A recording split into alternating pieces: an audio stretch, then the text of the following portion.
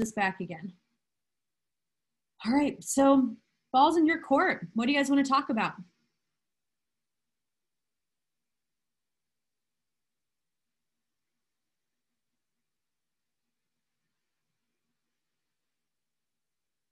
Anyone dying to have a question answered?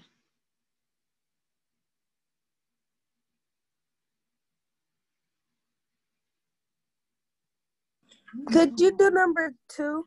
Uh-huh. Of course. So number 2 is like a transformation problem. So if I look at, this is like my new equation, my new graph, and how it compares to y equals x to the fourth.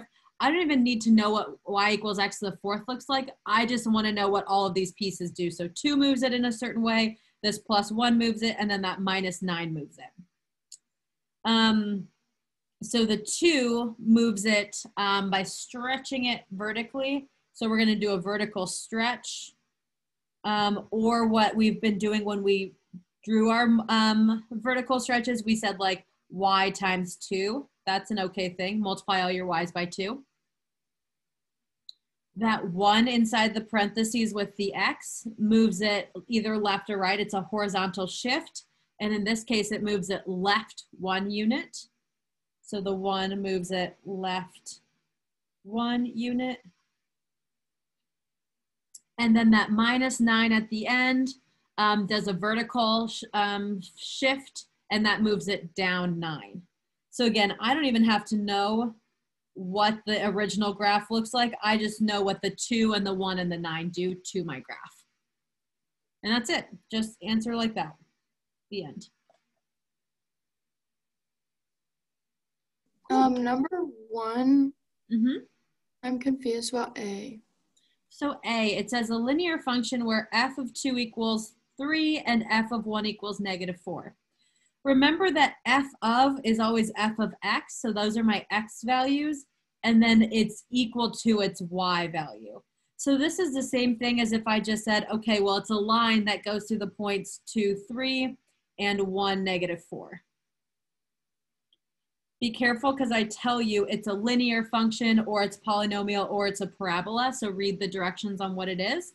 And since it's a linear function, it's going to be in the form of y equals mx plus b eventually. And so I would honestly probably do points. I'd find the slope and then I'd do point slope form to get it here. Do you want me to keep going on this one, Brooke? No, I got it. Thank you. Perfect. All right, what else can I talk about?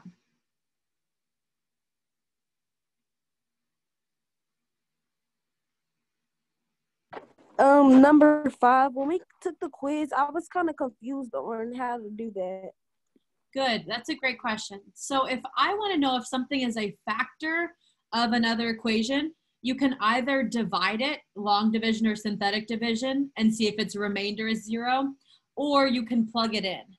So the factor theorem says if I plugged in f of k, and k is like this factor right here, if I plug that in to my equation, I should get out 0. Same thing if I'm looking at number 4, it says find the remainder. I'm sure you're like, okay, I know how to find the remainder, but then if you sat down to do this problem, you're like, oh shoot, I was gonna divide, and I don't wanna divide if it's x to the 100th. If we plug in that factor, whatever number I get out is my remainder. The reason for the second one I said it should equal 0 is if it equals 0, then it's a factor. If the remainder is 0, that means it's all good. So we just plug in -3 and then okay. And then if it equals 0, then we'd say like, yes, it's a factor. And if it doesn't equal 0, we'll say, no, it's not. So I would literally just do like, ooh, that's not what I wanted at all. -3 to the third plus 2, -3 squared minus 4 times -3 minus 3. Just plug it in. Does that help? Should I keep going on that one, or are we good from there? I'm good. Thank you. Perfect. Good question, Anaya. All right, what else can I talk about?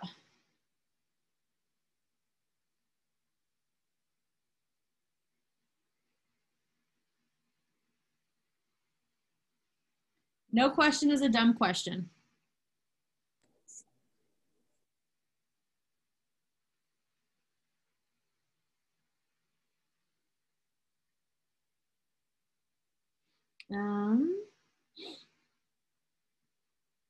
Is listing the possible rational roots for number 7, wouldn't we just do P over Q for that? Okay.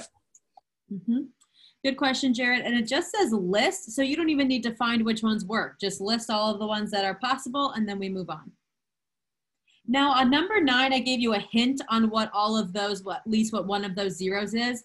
You should also be able to do it if I didn't give you a hint. So you would need to do the possible rational roots. And we've been doing this over and over, so this shouldn't be a surprise. But if I just gave you this right here and no hint, we should still be able to solve it. We can find our possible rational roots, plug in until we get one that works, synthetically divide, factor, or etc. from there.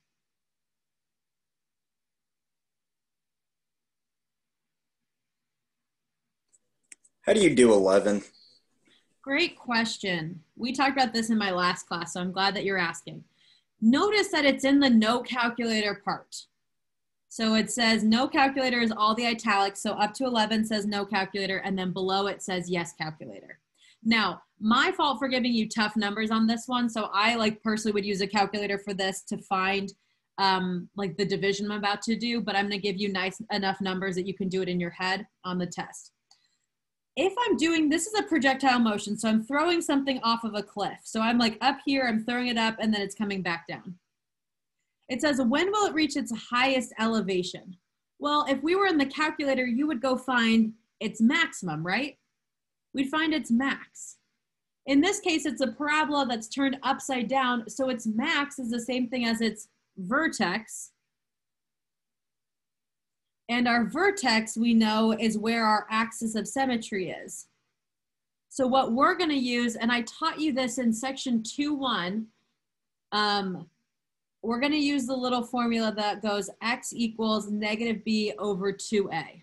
That's our axis of symmetry formula, and a lot of us have used this on quizzes in the past. X equals negative b over 2a. That's gonna give me the x value of my vertex, and that's when in time I will reach the highest elevation. In this case, my x is t, it doesn't matter, they're the same thing, but I'm gonna use negative b, so negative 14 divided by 2 times negative 4.9. Again, my bad for giving you not pretty numbers on here. I promise it will be doable in your head. I'm not gonna make you do this multiplication out. That's not what I'm testing you on. I'm testing you on the process. I believe last class we got this to be 10 over 7. So in this, the x would be the t, and then we just plug it in. Very good. So we found the x for my when, so at 10 over 7 seconds is when I reach my highest elevation. And then like Jared said, to plug it in to get height is what would my height be. So this is my t, plug it in for all my t's. And I believe last class we got 40 feet.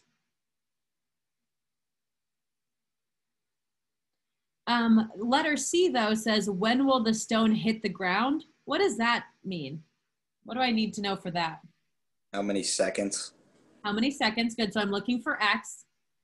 And then what else, what do I know? I know my Y. If it says, when will the stone hit the ground? What's my Y?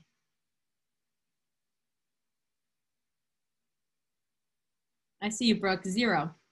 My height is 0. When it hits the ground, my Y, my height is on the floor. It's 0, it's nothing. So we would set this equation equal to 0. I would do negative 4.9 t squared plus 14t plus 30 equals 0. And if you can factor it, factor it. If you can't factor it, we can quadratic formula it. It works out fine. I'd do x equals negative 14 plus or minus root 14 squared minus 4 times negative 4.9 times 30 all over 2 times negative 4.9.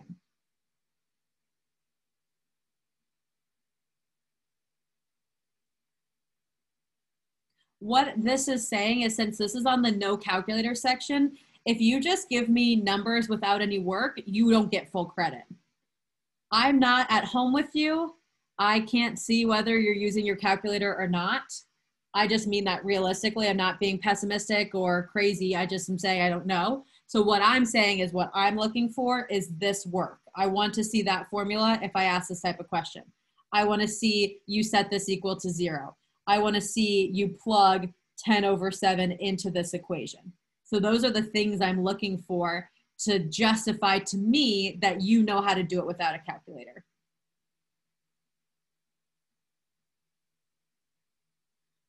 Any other questions about 11?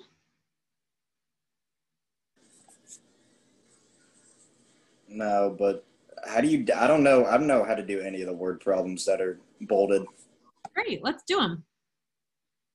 Any other questions before we do word problems? Is everyone on board to do some word problems together? All right, okay. I am gonna look at the first one, the one about the publisher first. I'm gonna erase this stuff from here. As you can see, it's a mess, so I hope that you're doing your work on a separate sheet of paper so you can keep everything straight, and so you don't have to keep erasing like I do. Okay, the publisher has a magazine, of a magazine that has a circulation of 80,000 that sells for $160 per copy, decides to raise the price, blah, blah, blah. He finds that we'll lose 10,000 readers for each 40-cent increase in price. We did one of these on our 2-1 notes. No, sorry, we did 2 of these on our 2-1 notes, and there was 1 of these on your 2-1 homework, which I passed back all the paper copies. If you were already online when I passed out paper copies, I will go through. I have all of your papers in over there somewhere. I'll take a picture and send them to you tonight so you can study them. So what we did is this was a type of problem where we had 2 sets of parentheses. I had one for like books or gallons, or in this case, magazines. And then the other one was always price. So the first one is like objects of what we're dealing with. The second one is how much it costs. Think about it in the parentheses. You're doing, what are we doing now? And then like, what are we going to have if we change? What are we doing now? What's going to happen if we change? So if I'm thinking about magazines, I'm currently selling 80,000 magazines. If I change my price, I'm going to lose 10,000 magazines. I'm going to lose 10,000 people who don't want to buy my magazine anymore. So I write 10,000 X. I used a minus because I'm losing. Everyone with me so far? Then I'm doing my money. So right now I'm selling my magazine for $160 a copy. And if I change, I'm going to increase my price 40 cents. So I'm going to increase my price by 40 cents. The reason we use X is we don't know how many 40 cents we're going up. We don't know if we're going up 40 cents or 80 cents or 120 cents or whatever.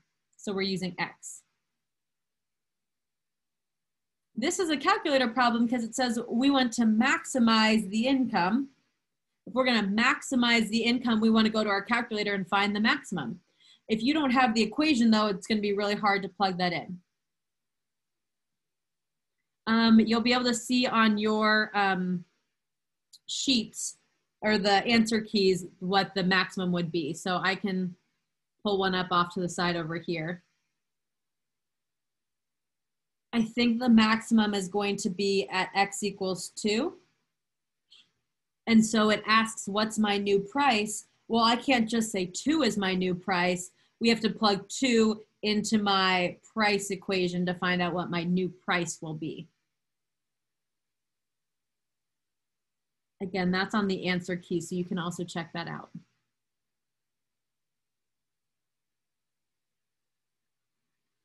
We doing okay on number 12?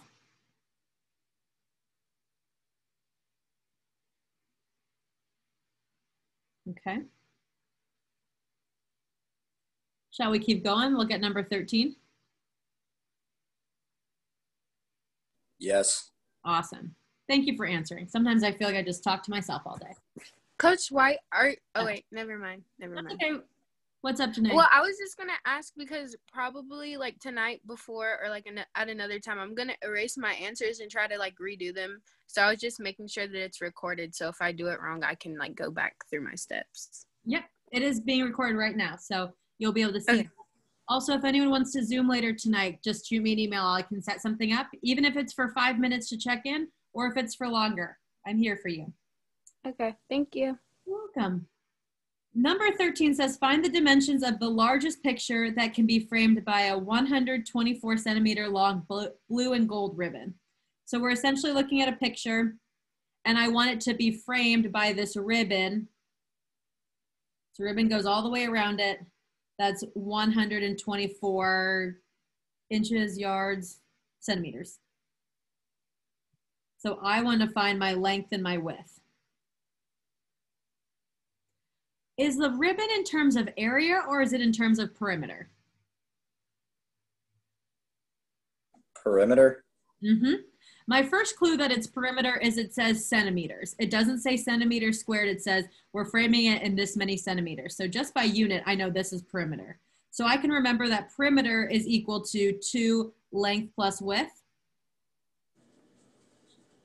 And so now I have a nice equation that says 124 equals 2 length plus width.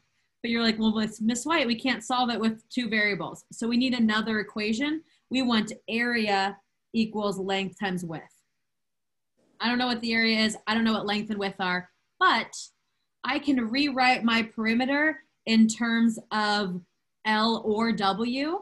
And it says we want to find the maximum, find the dimensions of the largest picture. So if I can plug this in just terms of one variable into my area formula, then I can go to my calculator and find the max. There's no right or wrong. I just don't like L in my equation. So I'm going to get L by itself so I can replace that. Any questions so far?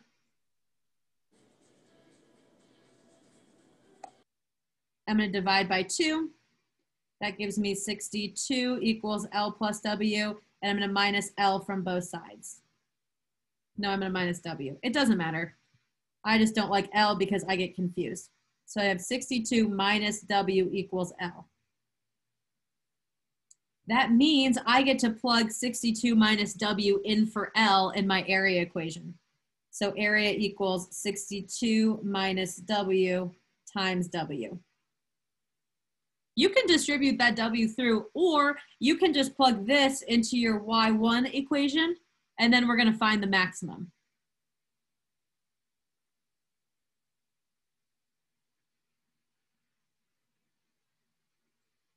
And I believe my maximum was, so find max. And again, for sake of time, I'm not going to pull my calculator up. You guys should know how to do that. I can find my max, and I got it to be X equals 31. Because our calculator doesn't do areas or length or width, I have to remember that my 31 is my width. I just solved for W. So my width equals 31. And I can plug that back in here and do 62 minus 31 to get length. And length is also equal to 31.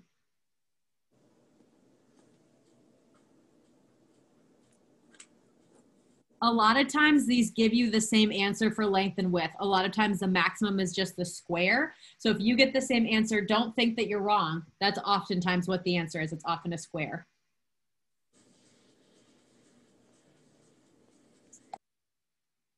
All right, questions so far?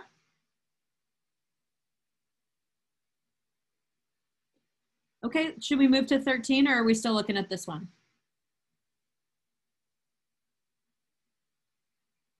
Okay, I'll keep it zoomed out. So if you're still looking at this one, number 13 actually doesn't have a lot of work. This one is one of the ones where we had to use our calculator and do cubic regression. Don't you just plug that in for like the graph 1 and like the second graph, like the XY things in the calculator, and then the L1, L2? Yeah. Yes, very good. So you just make each of these a point. So like it's 2 apostrophes is 12. So that's my new XY or L1, L2. And then another one is 3 and 38. And then we go to our, we list all of them Ooh. And then we go to our stat, plug in L1, plug in L2, and then we type in the cubic regression, and this should spit out an equation for us. Once we find that, then 5 is my new x, so I can plug x or 5 in for x, and then I'll find how many points he'll miss if he gets 5 apostrophes wrong. That was like a speed version of that. Does anyone need me to talk more about 14? Okay. I put 2 keys online, and one of them says don't do 14, but we all know how to do it. We've done it several times. So that's why I posted a second one, because I think it has work for number 14. So just because one of the study guides says don't do does not apply to you. That's what we did last year. We had to end early on this test. So you can do 14. All right, let's look at number 15 though. One thing with number 15 is there should be a drawing on there, and I didn't draw it. It's on the study guide. So let me draw you a quick picture. It says Taylor lives in a house below, which you're like, what house? Got this like big rectangle. This is her yard. And then her house is 60 by 30. Ooh. That's 30, that's 60. It says she wants to enclose 2 sides of the yard so that the total area of the house and the fenced-in area is this much. Find the distance x between the house and the fence. I know I drew this a little off, but this is the same distance. That's x, and then this is also x. I'm sorry, it's not really to scale. I can fix it a little bit, I think.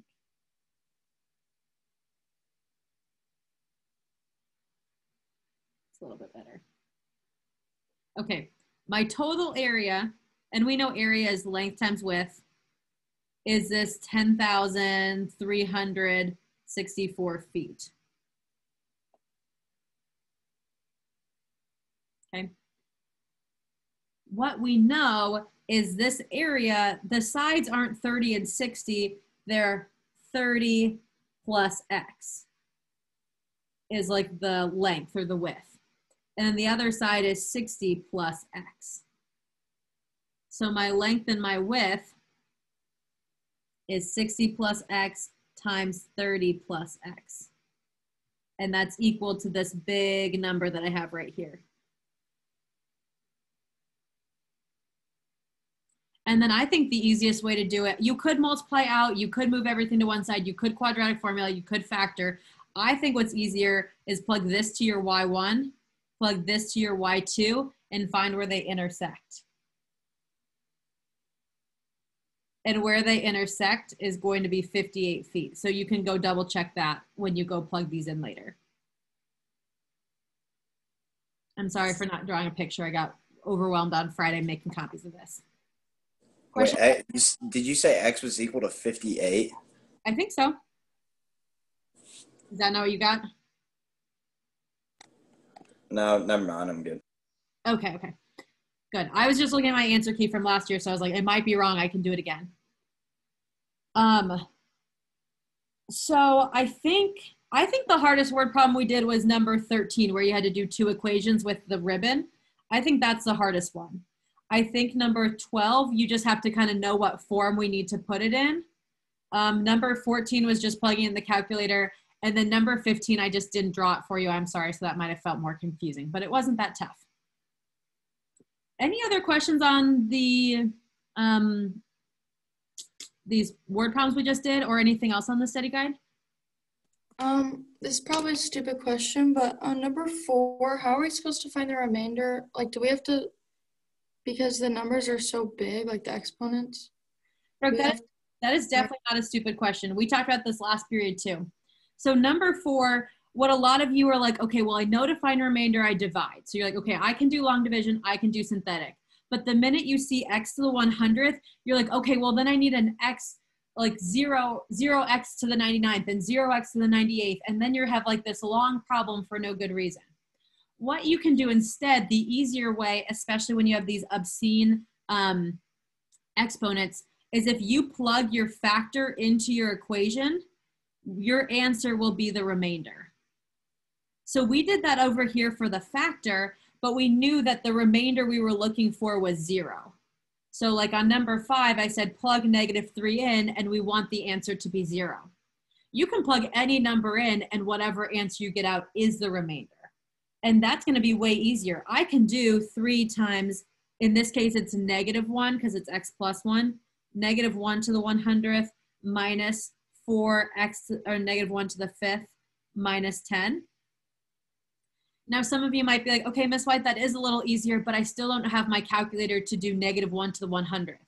Well, -1 to the 100th, you can just think of 100 as being an even exponent. The reason I chose 1 is because I wanted you to do 1 to the 100th in your head.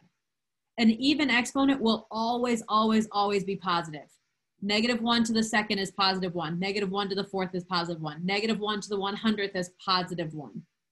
If you're raising anything to an even exponent, it will be positive.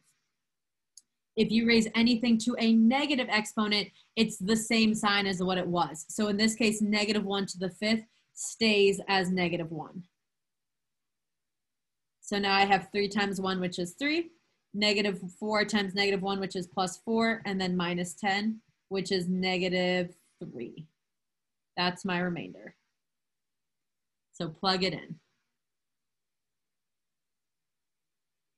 If it's not such a crazy exponent, you're welcome to divide synthetically or long division. Also, I'm not going to ask you to do a certain division problem. You're in pre-calc. You guys can use your own tools however you want. In Algebra 2, I would have dictated it, but I don't care anymore. As long as you know how to divide, I don't care what method you use. All right. Any last minute questions?